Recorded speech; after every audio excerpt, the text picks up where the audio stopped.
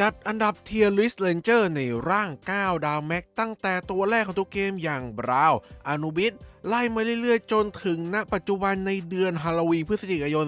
2025 อย่างหมูนกับปะเรนเจอร์ตัวไหนเก่งเรนเจอร์ตัวไหนอ่อนตัวไหนหน้าปั้น9ดาวแม็กได้และคุ้มค่ากบมากที่สุดสวัสดีครับมาพบผมไมโครดัชแนลอีกเช่นเคยนะครับผมในเกมไลน์เรนเจอร์นะครับและหากใครกำลังมองหาร้านรับเติมเกมราคาถูกเที่ยวช่วยประหยัดกระเป๋าของคุณเราขอแนะนำร้านมารุช็อปร้านรับเติมเกมโรบอกทุกรูปแบบปลอดภัยแน่นอน 100% จดทะเบียนถูกต้องตามกฎหมายมีผู้ติดตามเพจประกัน 190,000 คนใครสนใจอยากจัดแพ็กเกจต่างๆสามารถจัดได้เพจ Facebook มารุช็อปโน้นหนึ่งลิงก์อยู่ใต้ description นะครับมาครับเข้าสู่ช่วงปลายเดือนฮาโลวีน 2025 กับการมาของเจ้ามูนกับปะเรนเจอร์ตัวใหม่ธาตุมืดที่กลายมาเป็นเมตาหลักในปัจจุบันล่าสุดเนาะซึ่งผมก็ได้ตัดสินใจเลือกปั้นมันขึ้นร่าง9ดาวแม็กเป็นที่เรียบร้อยแล้วได้มีการทดสอบหลากหลายนะครับผมไม่ว่าจะการใช้งานตัวมันในร่างไฮเปอร์ร่าง9ดาวร่าง9ดาวแม็กนะครับไปเจอกับตัวนู้นตัวนี้ตัวนั้นและทำการอัปเดตมาเป็นเทียร์ลิสต์ในวันนี้นั่นเองนะครับผมว่าแต่ละตัวจะมีอันดับขึ้น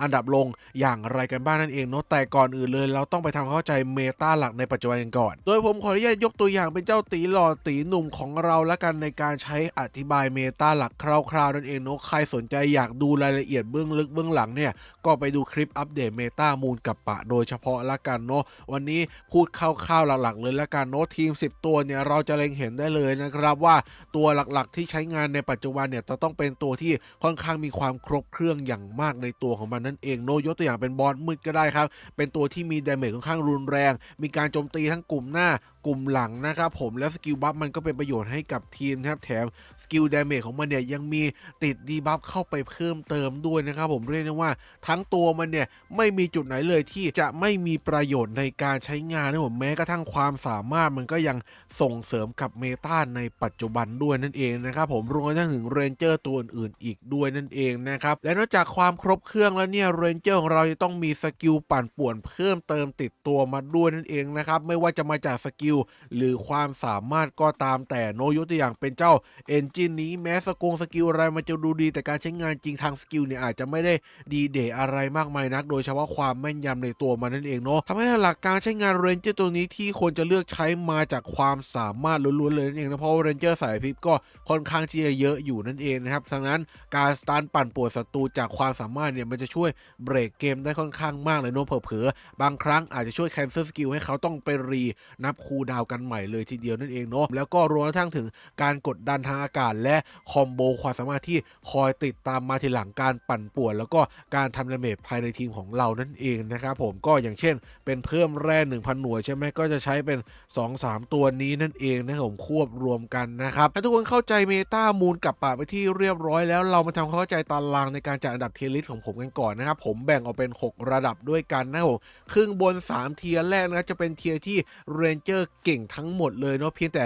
อาจจะเก่งมากหรือเก่งน้อยไล่ลำดับกันลงไปนะครับผมเรียงจากเทียร์ SS Meta กันก่อนเลยครับเป็นอันดับแรกที่คนมักจะเลือกใช้งานฮิตติดเมตากันนั่นเองนะครับอันดับถัดมาเทียร์ S บวกและ S ลบนั่นเองเนาะ2อันนี้ครับอยู่ในเทียร์เดียวกันก็คือเทียร์ S นั่นเองแต่ผมแบ่งย่อยออกเป็น2เทียร์ด้วยกันแม้เรนเจอร์มันจะเก่งกาจนะแต่ว่ามันก็มีเงื่อนไขที่จะต้องบรรลุก่อนนะครับมันถึงจะเก่งได้และอาจจะกลับขึ้นเทียร์เมตาได้อยู่เสมอนั่นเองเนาะมีการขยับขึ้นขยับลงอยู่ตลอดเวลาสำหรับ2เทียร์นี้เองแต่ว่าหลักๆเลยคนเขาจะเลือกเทียร์ S บวกก่อนแล้วจากนั้นค่อยมาเลือกในเทียร์ระดับ S ลบต่อไปนั่นเองนะครับหลังจากผ่านไป3เทียร์นี้เนี่ยค่อยลงมาดูเทียร์ A เทียร์ B และเทียร์ C แล้วกันเนาะเทียร์ A นี่คือพอใช้งานกลางๆครับเทียร์ B นี่คือไม่ใช้ก็โอเคแต่ถ้าไม่มีจะใช้จริงๆก็พอจะหยิบจับมาใช้ย่อยอยู่บ้างนั่นเองครับส่วนเทียร์ C เอาไปเก็บก็ผมไม่ต้องใช้งานเลยจะดีกว่าโดยเรนเจอร์ที่ผมจะเอามาจัดนี้นั้นผมจะมองทุกตัวใน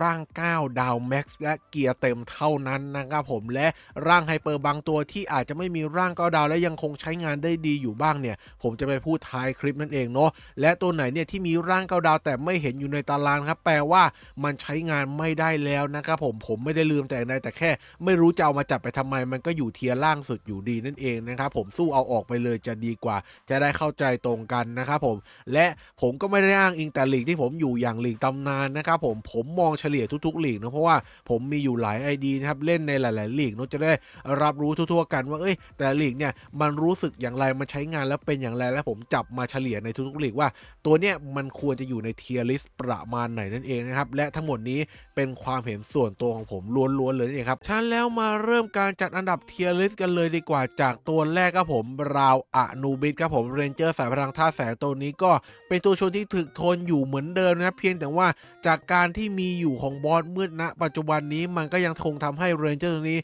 ไม่ได้เกิดอยู่ดีครับผมโดนกดมิสด้วยซ้ำเพราะว่าทุกทีมมีบอสมืดกันแล้วเนาะแต่ว่าอาจจะยังไม่ใช่ทุกทีมที่มีอัปเกรดธาตุมืดเพียบพร้อมนั่นเองนะครับมันก็เลยยังพอจะใช้งานได้อยู่บ้างนั่นเองครับผมให้เทียร์ระดับ A ไปนั่นเองนะครับเพราะเนื่องมาจากว่าตัวมันความครบเครื่องตามที่ผมอธิบายตามเมตาหลักในปัจจุบันมันไม่มีเพียบพร้อมขนาดนั้นเองเนาะมันก็เลยถูกดรอปลงมาตั้งแต่ครั้งที่แล้วครับจาก S ลบลงมาเทียร์ A นั่นเองนะครับผมถัดมาครับผมเป็นโคราโบฮัมมะบากิครับสำหรับเจ้าบากิและโอลิเวอร์นั้นมันมีคอมโบความสามารถเพิ่มแร่ 1,000 หน่วยอยู่ก็จริงนะครับแต่ว่าตัวมันค่อนข้างที่จะเก่ามากแล้วยืนไม่ค่อยจะอยู่ความถึกก็ไม่ค่อยสมกับเป็นสายพลังสักเท่าไหร่นะครับเรื่องของสกิลนี่ก็ยังพอดูดีนะครับมีบัฟรีเซ็ตมีสตันอยู่บ้างในตัวของบากิก็ยังพอหยิบจับมาคอมโบเพิ่มแร่ 1,000 หน่วยได้อยู่บ้างครับผมก็เลยอยู่ระดับกลางๆละกันเนาะเช่นเดียวกับเจ้าโอลิเวอร์นะครับอย่างที่บอกกันไปก็เลยอยู่ในเทียร์ระดับเดียวกันนั่นเองเนาะถ้าหากไม่มีใช้ก็ลงมาหยิบเลือกได้นั่นเองนะครับหากปั้นไปเรียบร้อยแล้วนะครับผมถัดมาครับบอสภูมิกับตรงนี้คงไม่ต้องพูดอะไรเยอะ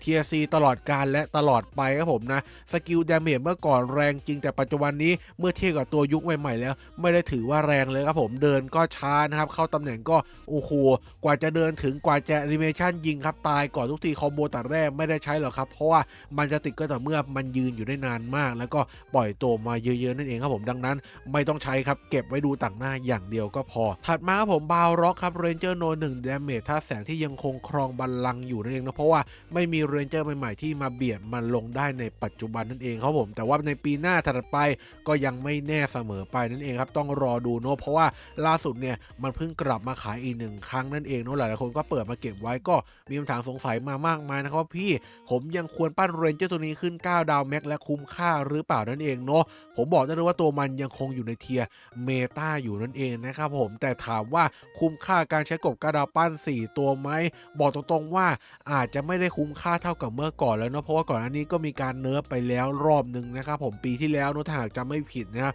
เปลี่ยนแปลงอัลกอริทึมไปทำให้ตัวมันที่ข้ามหลังเป็นเรื่องปกตินี่ก็ลดน้อยลงครับผมต้องโดนจูบหน้าบ้างต้องโดนวิ่งประชิดตัวบ้างมันถึงจะมีอาการส่งระเบิดเนี่ยไปลงข้ามกลุ่มหลังฝ่ายตรงข้ามนั่นเองนะครับผมแต่ว่าถามว่ายังใช้งานได้ดีไหมถ้าคุณมีอัปเกรดถ้าคุณมี damage n percent เนี่ยมันก็ยังเป็นอีกหนึ่งในตัวเลือกที่สามารถแบกทีมของคุณได้ครับผมเพราะว่าใน ID อื่นๆของผมเนี่ยนะมีแค่อัปเกรดธาตุ n percent ไม่มีด้วยซ้ำนะครับผมหรือบางทีมเนี่ยไม่มีอัปเกรดธาตุด้วยซ้ำมันก็ยังสามารถใช้ในการทำ damage ให้กับทีมได้เป็นอย่างดีเหมือนเดิมนั่นเองครับผมหากคุณมีโดนแน่นอนนะครับดังนั้นแล้วถ้าให้ผมแนะนำเนี่ยนะก็ปั้นมาใช้ร่างไฮเปอร์แม็กได้ผมแต่ว่ายังไม่อยากให้ยัดกบ9 ดาวลงไปสักเท่าไหร่นะขนาดนี้นะครับผมแต่ว่าถ้าคุณมีกบ9 ดาวเหลือมากเพียงพอเนี่ยจะปั้นก็ไม่มีใครว่าอะไรเพราะอย่างน้อยเร็วสุดที่เราอาจจะได้เห็นตัวมาทดแทนบาวร็อกคือมีนาคมครบรอบ12 ปีในปีหน้าที่จะถึงนี้นั่นเองลำดับถัดมาผมเฟลลี่นาฬิกาปู่ครับตัวชนสายพลังท่านมือตัวนี้ที่จุดเด่นหลักของมันก็คือการบัฟสกิลวิ่งไวเนี่ยอย่างรวดเร็วแล้วก็พร้อมทั้งบัฟเกาะเลือดไปในตัวด้วยนั่นเองครับผมแต่ในปัจจุบันนี้ไม่เวิร์คครับผมยิ่งวิ่งเร็วเท่าไหร่ยิ่งส่งผลเสียแก่เราเท่านั้นเพราะว่าเมตายิงไกลมันยังไม่ได้จางหายไปแต่อย่างใดเนาะมันยังคงอยู่ครับผมและอาจจะทำให้ทีมเรากองหลังสร้างกลุ่มไม่ได้นั่นเองครับและตัวมันก็ไม่ได้ยืนถึงยืนทนขนาดนั้นและหยุดเวลา5 วิถึงแม้มันจะคัมแบ็กกลับมาปู่ก็อาจจะเป็นหนึ่งในตัวเลือกที่เขาไม่เลือกใช้กันแล้วนั่นเองครับผมก็เลยให้แค่ระดับกลางๆเท่านั้นครับพอจะใช้งานได้อยู่เท่านั้นนั่นเองเนาะและลำดับถัดมาครับผมโคราโบรีซีโร่ครับสำหรับเอมิเลียครับผมตัวนี้จุดเด่นหลักของมันณขณะนี้ก็คือความสามารถในการสตันสายว่องไวที่โอกาสติด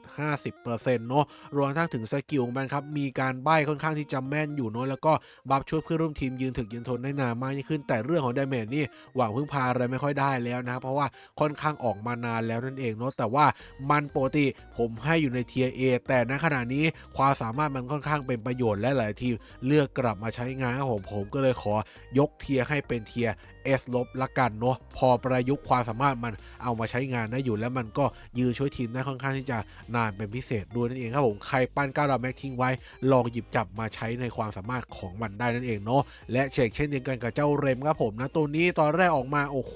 ไม่เก่งเลยครับผมโดนเอมิเลียกรบมิดเลยแต่พอเอมิเลียโดนดรอปลงนะครับเอาแฝงขี้ออกและรวมทั้งถึงเจ้าเรมโดนแฝงขี้ออกเช่นกันแต่เรมมันดันได้อยู่ต่อและเป็นเมตามาอย่างยาวนานตลอด3 ปีนั่นเองครับผมและยังคงอยู่เทียมเมตาต่อไปนะครับเพราะว่าความสามารถใบ้ไหวพริบก็ยังเป็นประโยชน์อยู่สกิลมูฟศัตรูก็ยังค่อนข้างแม่นและหลบก็เก่งยืนก็ถึกทนด้วยครับแถมมี last attack อีกโอ้โหคุ้มค่าครบเครื่องทุกประโยชน์จริงๆครับสำหรับตัวนี้ยังคงอยู่ต่อไปครับสำหรับเทียมเมตาแต่อนาคตไม่แน่นะครับมันอาจจะถูกดรอปลงมาก็ได้เองแต่ตอนนี้ใช้ได้ต่อก็เมตาต่อไปละกันนะครับผมลำดับถัดมาสำหรับไวท์เชฟซูชิครับเรนเจอร์ตัวนี้นี่เป็นดาเมจท่านเมื่อตัวแรกๆเลยนะครับที่ออกมาต่อจากตัวของบาวร็อกนั่นเองตอนแรกว้าวมากนะแต่หลังๆก็ตัวมันบางครับผมใช้งานค่อนข้างลำบากเนาะเอามาเจาะสายพลังเป็นหลักจากความสามารถนั่นเองนะผมแม้จะมีอัปเกรดท่านมืดหรือใส่เกียร์เต็มขนาดไหนก็ตามเนี่ยบอกตรงๆเลยว่าใช้งานค่อนข้างที่จะลำบากในปัจจุบันเนาะเพราะว่า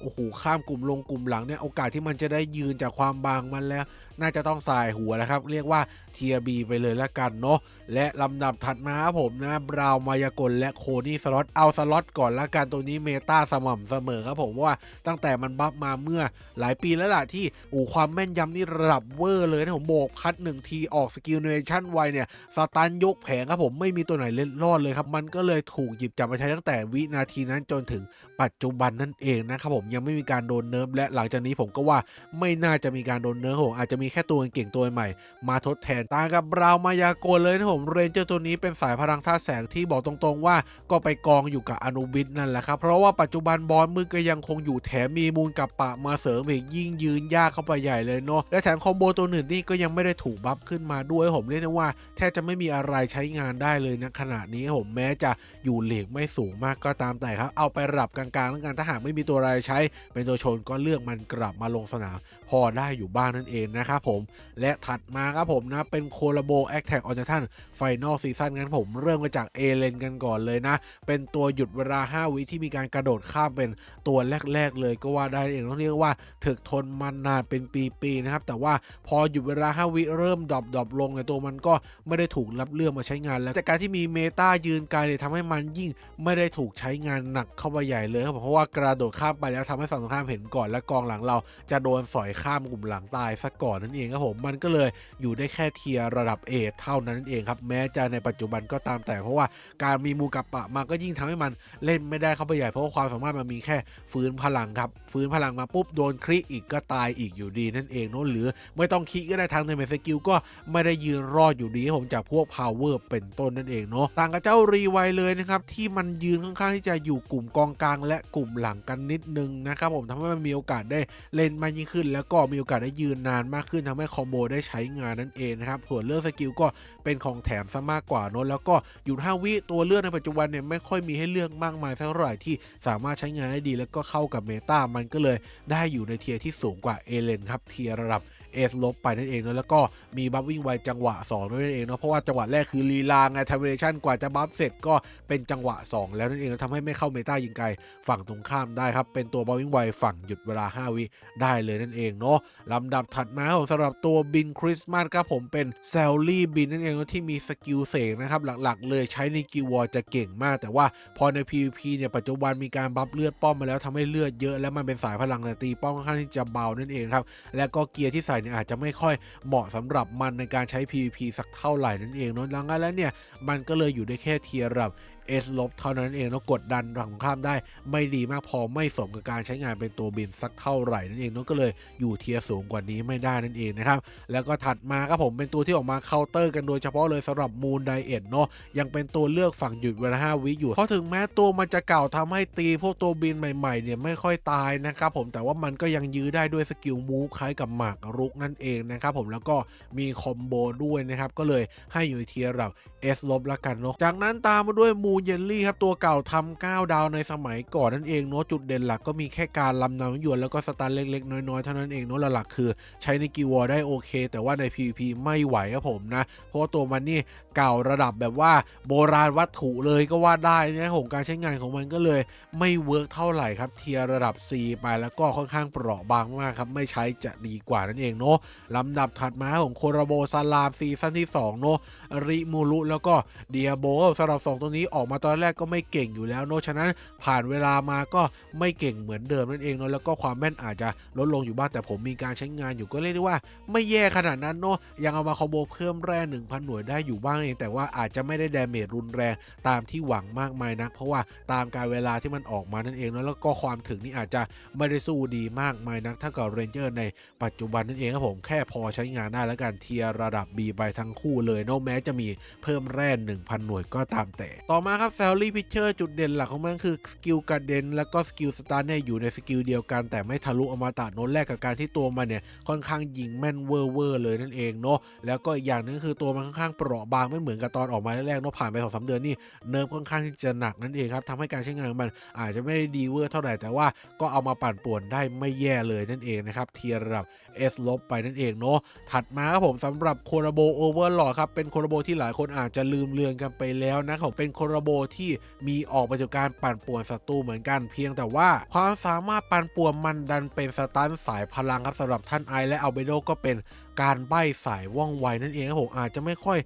ยมีประโยชน์เท่าไหร่ในเมตาปัจจุบันเนาะเพราะว่าหลังๆเนี่ยเขาต้องการการใช้งานสำหรับการสตันแล้วก็กระเด็นเป็นหลักโน้มมากกว่าการใบ้นั่นเองนะครับแล้วก็เรื่องของสายพลังนี่ก็ยิ่งใช้น้อยอยู่แล้วเพราะว่าเป็นเมตามูลกับบะนั่นเองเนาะคงไม่ต้องอธิบายอะไรกันเยอะนะครับและนอกเหนือจากนั้นเนี่ย2ตัวนี้ก็ไม่มีอะไรครับผมสกิลก็ธรรมดาบ้านๆหาได้จากเรนเจอร์ตัวอื่นเนาะตั้งแต่เอาแฝงขี้ออกไปตัวมันก็ถูกลืมเลือนออกไปจากหลายๆทีมนั่นเองครับผมก็เลยให้ได้แค่เทียร์ระดับ B ทั้ง2ตัวเลยนั่นเองครับแต่หากใครมี9ดาวแม็กก็ยังไม่ได้แย่ครับสำหรับอัลเบโดเนาะอาจจะให้สัก B บวกก็ยังพอยอมรับได้อยู่นั่นเองครับผมถือว่าถูถ่ายสำหรับการใช้งานนั่นเองนะและลำดับถัดมาครับผมสำหรับมูนไอซ์ฮอกกี้ครับเรนเจอร์ตัวนี้เน้นเอามาตีปกติธรรมดาทางคริโนสำหรับการกำจัดตัวบินนั่นเองครับซึ่งมันดันเป็นเรนเจอร์ธาตุแสงแล้วก็ออกมาค่อนข้างที่จะนานแล้วเอามากำจัดบินดุได้ไม่ค่อยดีอะไรมากมายนะครับผมแต่กิวออาจจะโอเคในระดับหนึ่งเพราะว่ามันเป็นช้างที่เป็นธาตุมืดเนาะเอามาเคาน์เตอร์ได้อยู่นั่นเองนะครับดังนั้นแล้วผมให้ได้แค่เทียร์ระดับ A สำหรับ PVP เท่านั้นเองนะตามมาด้วยบราวไกท้องของเรนเจอร์ที่ยืนไกลระดับ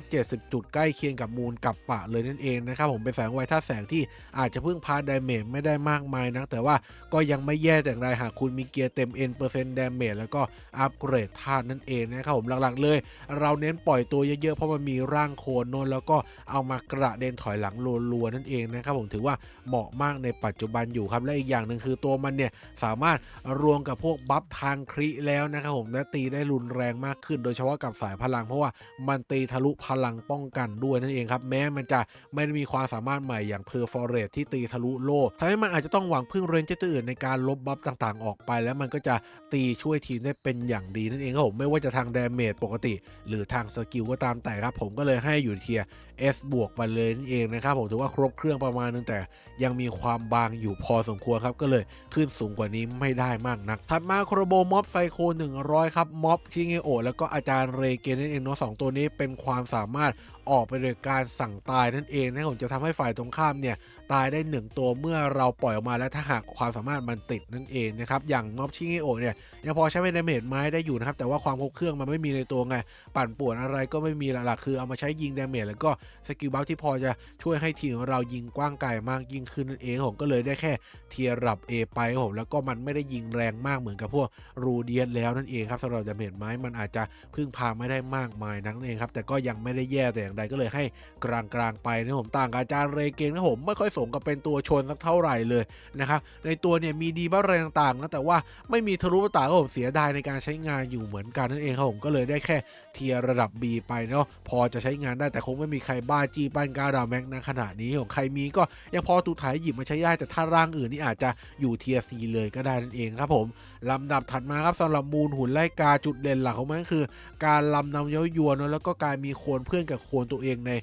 นตัวเดียวกันนั่นเองเรียกได้ว่าเป็นมูนยันลี่เวอร์ชันอัปเกรดมาร่างใหม่เลยก็ว่าได้แต่ว่าปัจจุบันนี้โอ้โหมีแค่นี้มันไม่พอใช้งานหรอก ละครับผมนะแล้วก็โอกาสติดมันไม่ได้สูงมากมายด้วยนั่นเองเนาะผมก็เลยขออนุญาตลดลงให้เทียร์ 4เลยแล้วกันเนาะมันเก่งแค่ในกิลด์นั้นและเก่งในระดับที่เทียร์เมตาเลยด้วยซ้ำนะถัดมาของโคโรโบโตเกียวรีเวนเจอร์รอบที่1ครับสำหรับทาเคมิจิแล้วก็ไมกี้ไมนั่นเองเนาะทาเคมิจินี่เป็นไหวพริบธาตุไฟที่อาจจะหวังพึ่งอะไรไม่ค่อยได้เนาะแล้วก็ตัวมันมีโคนเพื่อนแบบ 30% เท่านั้นเนาะขั้นที่1นะครับทำให้อาจจะไม่ค่อยได้ดูดีอะไรมากมายแต่ว่าถ้าใครมี9ดาวแม็กแล้วก็ยังพอถูถ่ายมาใช้งานได้อยู่ครับผมนะเทียร์ระดับ B ไปอย่างน้อยมันก็เป็นตัวดาเมจได้บ้างสักเล็กๆน้อยๆละกันเนาะต่างกับคู่หูของมันเลยครับผมสำหรับไมกี้ไมเนาะตัวนี้มีหยุดเวลา5วิที่เป็นเมตาหลักอยู่นั่นเองนะครับแล้วก็ตัวมันเนี่ยมีดาเมจด้วยนะครับแล้วก็พร้อมทั้งการที่มีดีบัฟติดตัวสำหรับลดหลบสกิลของศัตรูเองดาเมจอาจจะไม่ได้หนักอะไรมากมายเพราะว่าเป็นว่องไวแต่ว่าปัจจุบันก็ยังคงเอามาคอมโบแล้วก็เป็นดาเมจเสริมให้แก่ทีมได้หากเราปล่อยมาเยอะมากพอนั่นเองครับผมแถมมีบัฟรีเซ็ตสกิลด้วยครับที่ระดับ S ลบไปนั่นเองแล้วก็ตามมาด้วยบราวน์อัศวินฉลองครบรอบ 10.5 ปีครับผมตัวนี้ต่อมาใหม่เหมือนจะดูดีเนาะเอามาแทนเรมอะไรอย่างนี้แต่ว่าสุดท้ายก็เข้ากรุไปอยู่ดีครับผมเพราะว่ามันก็เป็นสายพลังธาตุแสงที่อยู่ในยุคบอสมืดครองเมืองอยู่นะครับผมแล้วก็มีมูลกับปะมาเสริมอีกบาร์ในสูงแบบยิ่งไม่ได้ใช้เข้าไปใหญ่เลยและความถึกก็ไม่ได้สูงจ๋าอะไรมากมายแล้วจะมาคอมโบตัดแรกก็ยืนไม่อยู่นะครับผมดังนั้นแล้วเทียเอไปลำดับถัดมาครับโคโรโบมหาศึกคนชนเทพ2ครับท่านชากะและแจ็คเดอะริปเปอร์ผมนะสองตัวนี้มีความสามารถเหมือนกับม็อบไซโคเนาะออกปฏิบัติการสั่งตายตอนออกมาแรกๆนี่คนด่ากันยับจนตัวเกมต้องแอบบัฟปรับขึ้นมาให้มันมีความเก่งขึ้นจนเข้าเมตานะผมเพราะว่าดาเมจค่อนข้างรุนแรงแต่พอหมดเดือนไปก็อ่อนปวกเปียกโดนดึงพลังแสงออกไปทั้งหมดทำให้การใช้งานนี้ไม่ไหวจะเคลียร์จริงครับเพราะว่าเป็นไหวพริบยืนใกล้ครับผมนะดังนั้นแล้วเทียร์ระดับ B ไปเช่นเดียวกับแจ็คครับผมโอ้โหแอนิเมชันนานเหลือเกินนานไม่ว่าดาเมจยังเบาอีกครับผมดังนั้นแล้วเทียร์ B ไปทั้งคู่นั่นแหละจากนั้นครับผมเป็นช่วงฮาโลวีนอย่างเจ้าบราวยมทูตของจุดเด่นหลักของมันก็คือการวิ่งกินระยะไม่มีการบัฟหน้าป้อมแต่อย่างใดนั่นเองครับผมเรียกได้ว่าเป็นเมตาวิ่งกินพื้นที่ในระยะเวลาหนึ่งเลยนั่นเองเนาะเป็นปีเลยนะครับผมจนกระทั่งเข้าเมตายืนไกลและบอดโหนั่นเองแล้วมันยังคงใช้งานได้ดีมากแต่ปัจจุบันนี้ก็อย่างที่ว่ากันไปนะครับผมไม่เวิร์กนะครับหลักๆก็คือใช้ได้แค่สกิลใบที่อาจจะใบกว้างเกินกว่าระยะของมันนั่นเองเนาะเพราะว่ามันมีการข้ามกลุ่มหลังด้วยนะครับแล้วก็ความถึกมันยังดูดีอยู่นะเพียงแต่ว่าจากการมาของมูลกับป่าทำให้บาเรียสมบูรณ์แบบของมันเนี่ยไร้ผลทันทีนะครับการใช้งานมันอาจจะไม่ได้ดีมากมายนะทำให้คอมโบตัดแรกจากการที่มันยืนไม่อยู่เนี่ยอาจจะไม่ได้ดูดีสักเท่าไหร่แต่ว่ามูลกับป่ายังไม่ได้มีเยอะแยะขนาดนั้นกันนั่นเองเพราะมันเพิ่งออกนะครับอย่างมากก็ครึ่งหนึ่งของผู้เล่นในเกมนี้ครับผมก็เลยมองว่ายังพอใช้งานได้อยู่ครับขออนุญาตยังไม่ลดเทียร์ละกันเนาะแต่เดือนหน้าไม่แน่นะครับผมอาจจะปรับมันลงมาเทียร์ A ก็ได้เนาะต่อมาครับโคโรโบโคโนซึบะคู่เทพอย่างอาควาและเมกุมินและติดคู่รองดาร์กเซนมาด้วยนะผมสำหรับอาควานี่คงไม่ต้องพูดเยอะจุดเด่นหลักก็คือหยุดเวลา5วิคู่กับร่างโคนในตัวเดียวนั่นเองนะครับผมทำให้ความสามารถติดค่อนข้างที่จะไวปั่นป่วนมากๆเนาะส่วนสกิลใบก็ถือว่าทำได้ดีครับหากมีโดนแน่นอนใส่มันก็ใบค่อนข้างแม่นแต่มันก็ใบได้แค่กลุ่มหน้านั้นมันไม่ได้ข้ามกลุ่มหลังไปเนาะสกิลบัฟก็ถือว่าสมควรกับเป็นสายพลังอยู่บ้างส่วนความถึกก็ยังไม่ได้แย่ขนาดนั้นโนแม้จะออกมาพักหนึ่งแล้วก็ตามครับยังคงให้อยู่ในเทียร์เราเมตาอยู่หากใครใช้อยู่5วิตัวมันก็เป็นหนึ่งในตัวเลือกที่คนเลือกใช้เป็นลำดับแรกๆอยู่นั่นเองโนแม้เจอมูลกับปะทางขี้อะไรก็ตามแต่มันปล่อยตัวเร็วไงสามารถสู้ชดเชยพอจะได้อยู่บ้างนั่นเองนะครับผมและคู่เทพถึงตัวอย่างเจ้าเมกูเมนนั้นเมื่อก่อนนี่เรียกได้ว่าโอ้โหโคตรโกงโคตรโหดโคตรอันตรายเลยนะครับดาเมจก็รุนแรงมากๆด้วยเป็นธาตุไฟตัวแรกๆเลยที่ตัวเกมไม่มองเห็นว่ามันเป็นลูกแมนน้อยนั่นเองนะครับเพียงแต่ว่าตัวมันเนี่ยนอกจากหยุดเวลา5วิแล้วนะผมเรื่องสกิลอะไรถือว่าธรรมดาทั่วๆไปแล้วในปัจจุบันนั่นเองผมเพราะว่าไม่ได้มีการข้ามกลุ่มหลังเนาะแม้จะมีสตันอยู่ในตัวก็ตามแต่มันก็เลยได้แค่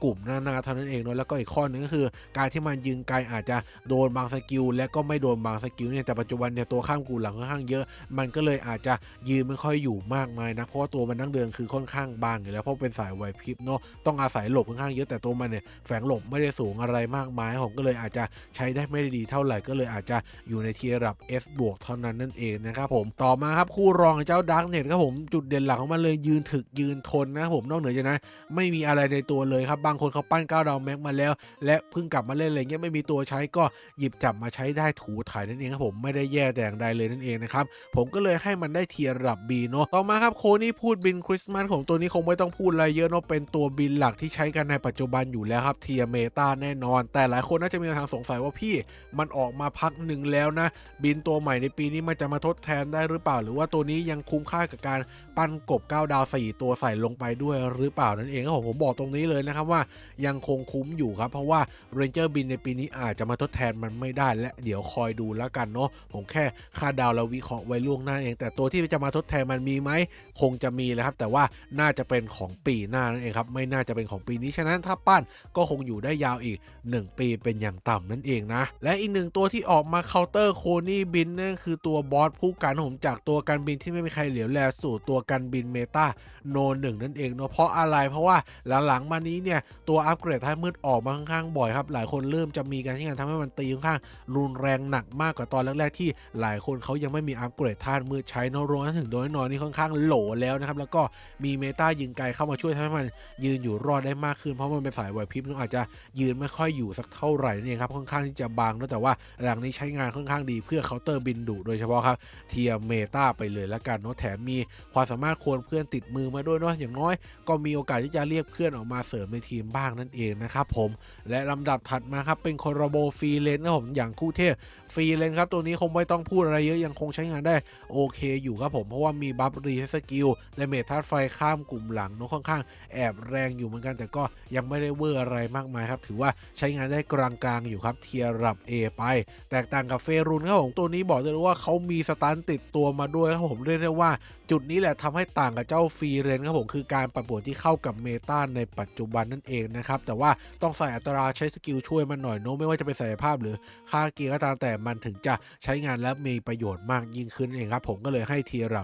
S ลบไปนั่นเองนะครับส่วนเรื่องของดาเมจธาตุน้ำนี่อาจจะหวังพึ่งไม่ได้มากสักเท่าไหร่นะต้องหวังพึ่งเพื่อนร่วมทีมตัวอื่นมาเสริมเข้าไปด้วยนั่นเองนะครับผมลำดับถัดมาครับสำหรับคู่รองเจ้าสตาร์ครับตัวนี้ก็ถึกทนอย่างเดียวเลยเหมือนกับเจ้าดาร์กเน็ตเลยครับไปอยู่ด้วยกันเลยประโยชน์อย่างอื่นไม่มีผมลำดับถัดมาครับสำหรับซากุระมิกุครับผมตัวแจกฟรีตัวนี้ก็ยังคงเป็นตัวแจกฟรีอยู่ดีเพราะว่าเซตัสมันค่อนข้างที่จะต่ำมากๆนะต่อมาแรกเหมือนจะดูดีความแม่งค่อนข้างสูงแต่ว่าปัจจุบันนี้ไม่เวิร์กแล้วครับผมนะอย่างน้อยหากเราปั้น9ดาวแม็กค้างเอาไว้แล้วเนี่ยมันก็ยังพอใช้งานได้อยู่บ้างครับไม่ได้แย่ถึงกับใช้งานไม่ได้เลยครับผมเทียระดับ B ไปและอีกหนึ่งตัวที่ออกมาพร้อมกันในช่วงครบรอบ10 ปีนั่นคือ Sally Idol ตัวนี้ครับจุดเด่นหลักมันคือเรื่องการไฮบริดระหว่างคอมโบตัดแร่แล้วก็หยุดเวลา5 วินั่นเองเนาะส่วนเรื่องสกิลมันค่อนข้างแม่นอยู่ครับแล้วก็มีขัดฮิลฝ่ายตรงข้ามด้วยแต่ว่าดาเมจเนี่ยอาจจะพึ่งพาไม่ได้สักเท่าไหร่นั่นเองเนาะแล้วก็ตายค่อนข้างจะง่ายด้วยหลบไม่ค่อยจะเก่งนะครับการใช้งานอาจจะลำบากนิดนึงเนาะปกติผมให้ S ลบนะครับแต่ณขณะนี้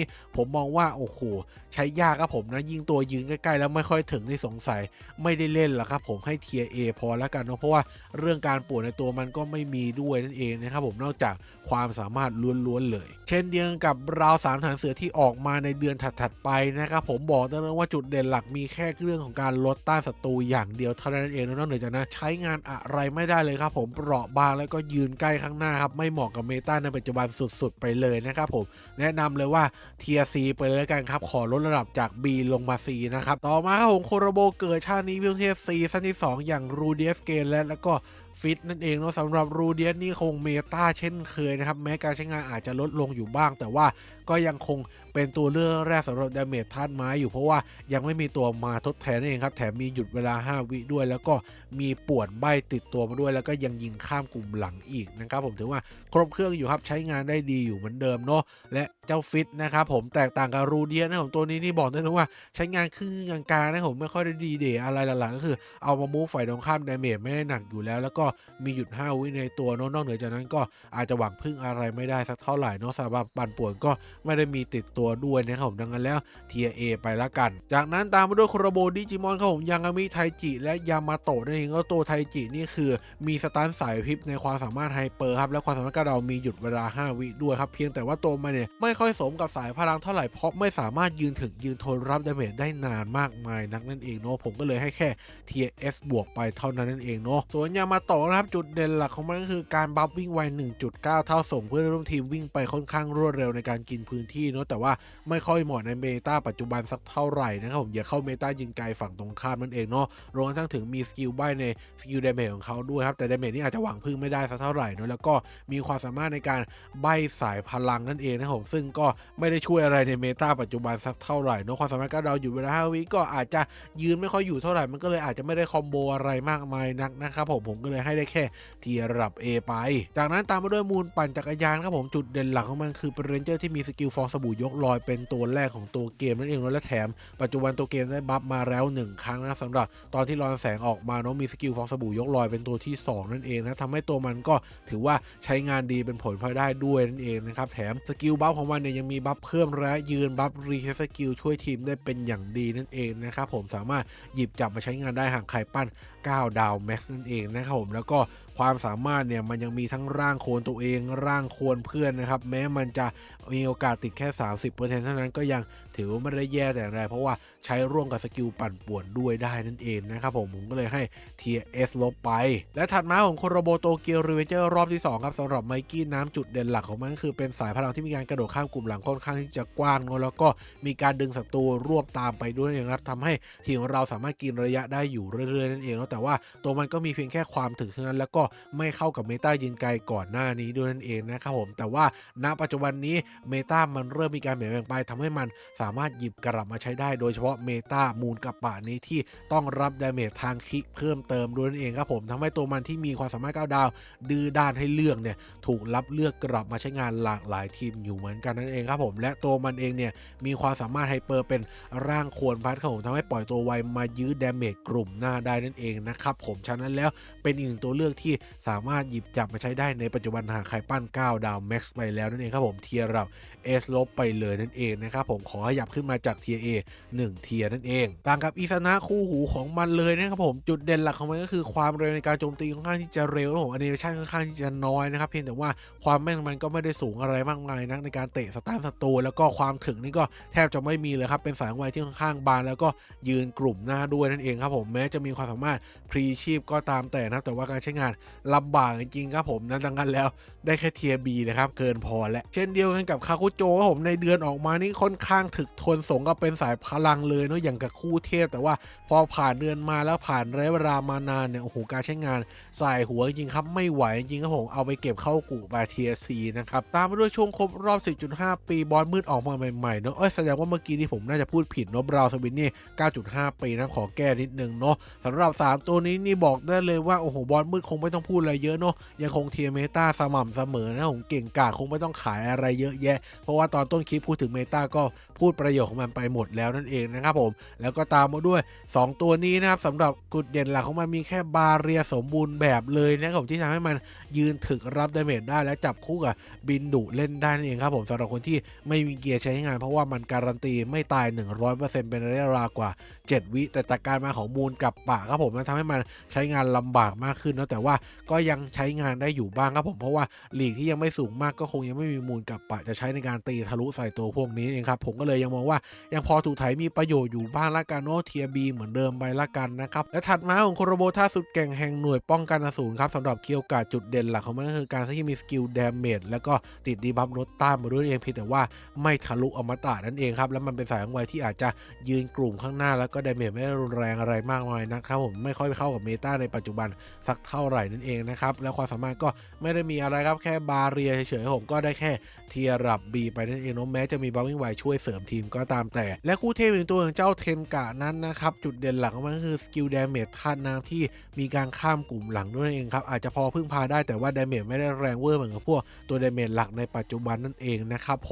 แล้วก็มีเรื่องของการลดระยะโจมตีของศัตรูผมดึงศัตรูมาตบกลางสี่แยกพอจะได้อยู่บ้างครับก็เลยอยู่ระดับกลางๆครับเทียร์ A ไปสำหรับเจ้าชูเรนเจอร์คู่รองตอนออกมาแรกดูดีนะครับผมแล้วก็สามารถใช้วิ่งกินระยะได้เพราะไม่มีสกิลบัฟหน้าป้อมนั่นเองเนาะเหมือนกับโยมาทูตเลยเพียงแต่ว่าโอ้โหพอข้ามเดือนมานี่บางเฉียบเลยครับปั้น9 ดาวแม็กยังใช้งานไม่ได้เลยในปัจจุบันผมต้องเอาไปเก็บเข้ากู่ครับผมนะ TRC ไปกับคูโจนั่นแหละจากนั้นตามมาด้วยลุงเคสเอ็มบาทหลวงนะครับเรนเจอร์ตัวนี้บอกได้เลยว่ามีอย่างเดียวเลยประโยชน์ความถึกความทนนอกเหนือจากนั้นใช้อะไรไม่ได้เลยครับผมนะ TRB ไปเลยแล้วกันเบอร์เซิร์กถ้าให้กับตัวอื่นอาจจะดูดีกว่านี้แต่ณขณะนี้มีมันแค่ตัว เดียวที่ครอบครองครับผมก็เลยอาจจะไม่ได้เห็นประโยชน์อะไรมากมายนักนะครับผมถัดมาด้วยโคลาโบกินทาม้าของคู่เทพกินโทคิครับเรนเจอร์ตัวนี้คงไม่ต้องพูดอะไรเยอะผมยังให้เมตาอยู่แล้วแต่ว่าถ้าอยู่เทียร์สูงเนี่ยอาจจะขยับลงมาเทียร์ S บวกแล้วก็เป็นไปได้เนื่องมาจากว่าสกิลมันอาจจะออกช้านอกเหนือจากนั้นนี่ยังคงใช้งานได้ดีเหมือนเดิมนั่นเอง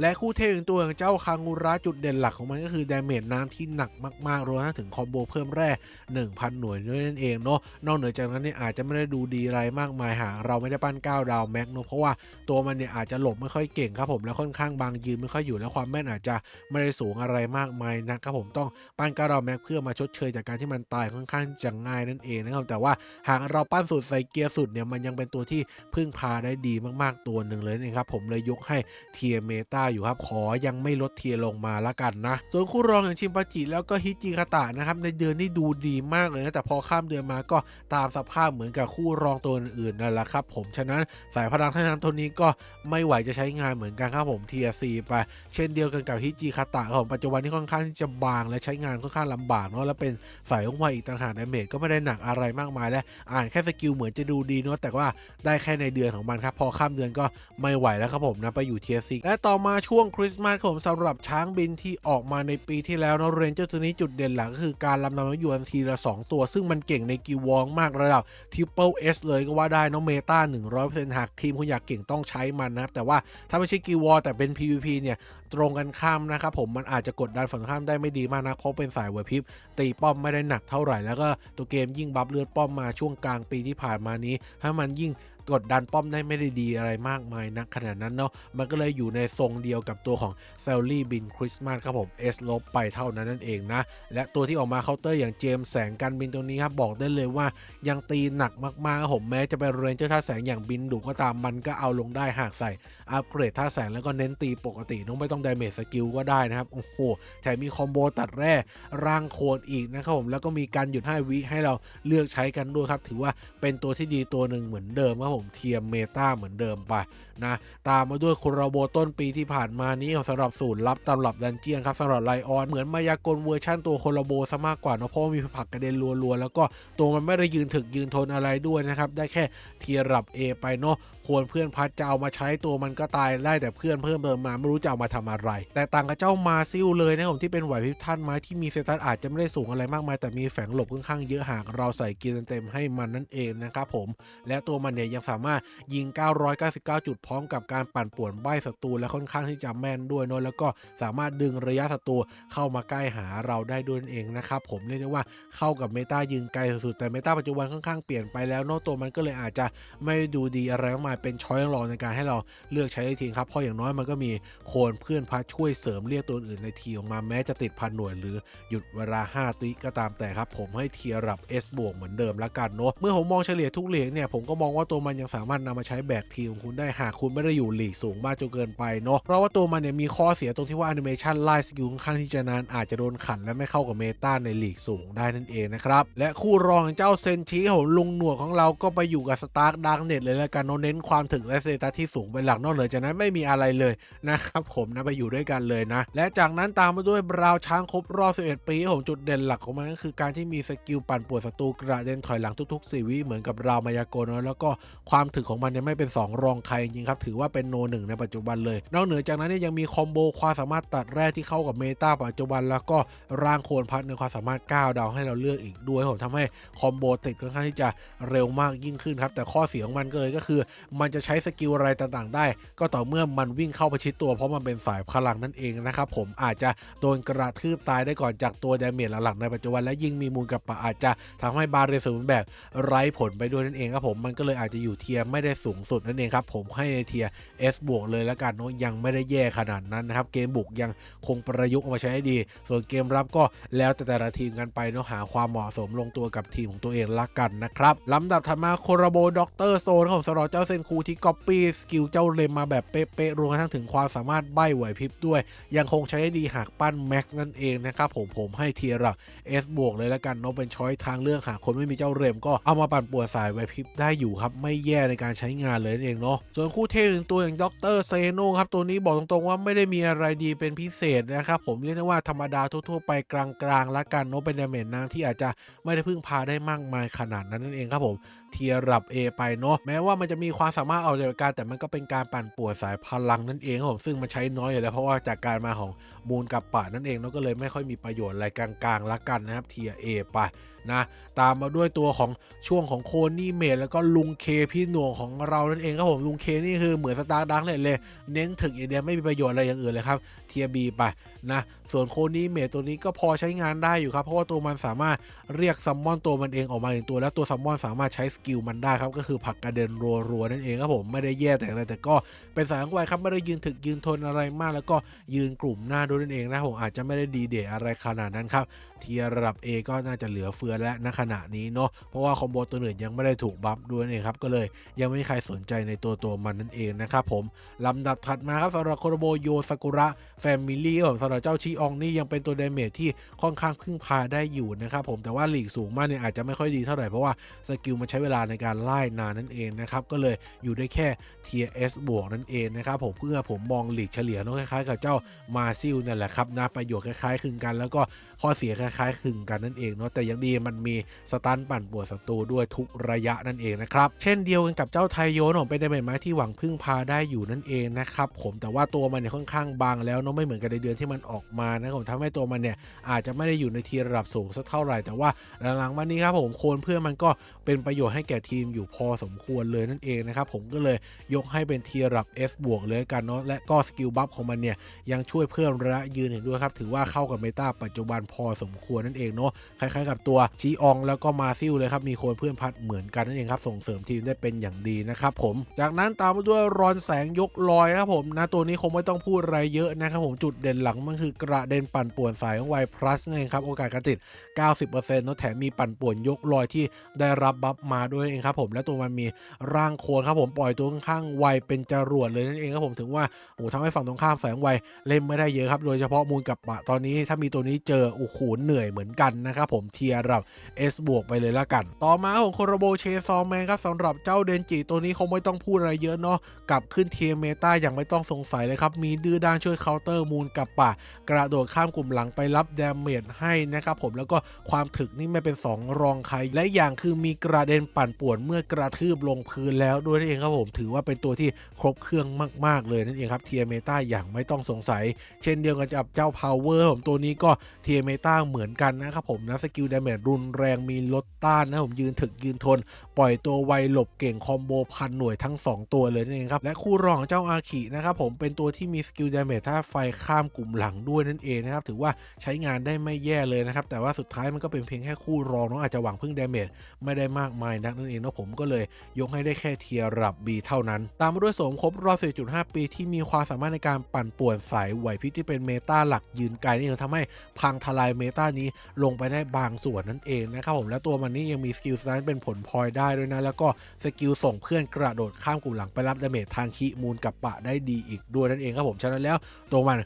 นเทียร์เมตาอย่างไม่ต้องสงสัยเลยครับแม้มันจะไม่ได้ยืนถึงยืนทนสมกับเป็นสายพลังสักเท่าไหร่แต่ว่าก็ไม่ได้แย่ครับหากเราปล่อยตัวเยอะออกมาชนได้นั่นเองนะและถัดมาของโคโรโบกาเจียคุตะครับสำหรับคู่เทพรูโดยนั้นเนี่ยบอกตรงๆว่าก๊อปปี้ตัวของ Power มาเลยเพียงแต่เป็นท่าน้ำเท่านั้นเองเนาะแล้วก็ข้อเสียงมันต่างจาก Power นิดนึงก็คือยืนข้างใกล้เนาะ